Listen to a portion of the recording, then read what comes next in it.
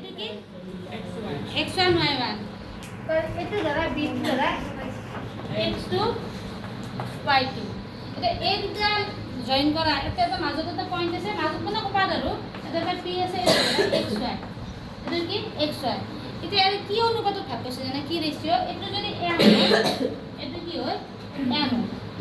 এটো যদি m হয় এটো কি হয় n হয় তাৰ মানে হেতু অনুপাতত হেতু ৰেশিও মানে ab পয়েন্টটো a b জয়েন কৰা ৰেখাডালক লাইনডাল কি কৈছে ভাগ কৰিছে কি কৈছে ভাগ কৰিছে এটা x সমান কিমান হ'ব জানা না h সমান এটা ফর্মুলা কেমন লগত এনকা পুরা নব নিব মানে সা যাব আজ এমন লগত কি পুরা নব x2 এরে ফার্স্ট টু লই এরো ফার্স্ট টু এমন লগত কি পুরা নব x2 হ্যাঁ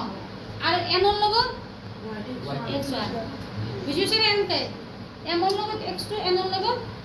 x1 বাকি y আর y আর তলত m প্লাস n এটা ফর্মুলা তলত কি m plus n Imran y মানে কি সেবা y মানে এমন লগত কি y2 y মানে কি হলো তুই না এমন লগত y2 দুটা ফর্মুলা দুটা আর n এর লগত কি y1 n এর লগত কি দুটা ফর্মুলা এটা উত্তর হইব হ্যাঁ n এর লগত কি y1 আর তলত কি হবো m প্লাস n এতো অন্তর বিভক্ত তার মানে এই পয়েন্টের ভিতর এই পয়েন্টের মধ্যে থাকলে ভিতর ধরো এই পয়েন্টটি বাইরেত আছে কত আছে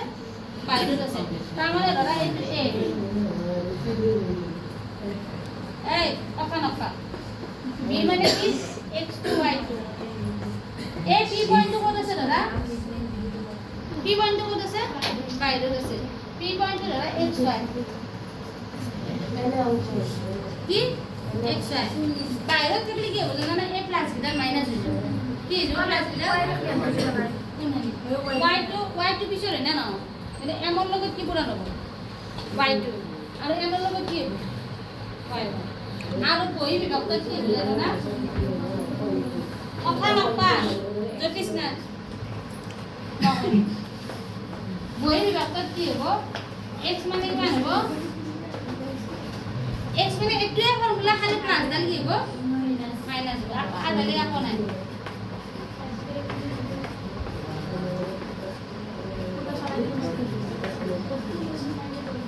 এটো কিমান y2 মাইনাস y1 বই বিভক্ত প্লাস দাল মাইনাস হবে আর অন্তর বিভক্ত মাইনাস আর কি প্লাস আর ইফালে তো লোক ইফালে তো করাম ইফালে তো ফর্মুলা তো মিলাছে গণিত করলে বুঝিও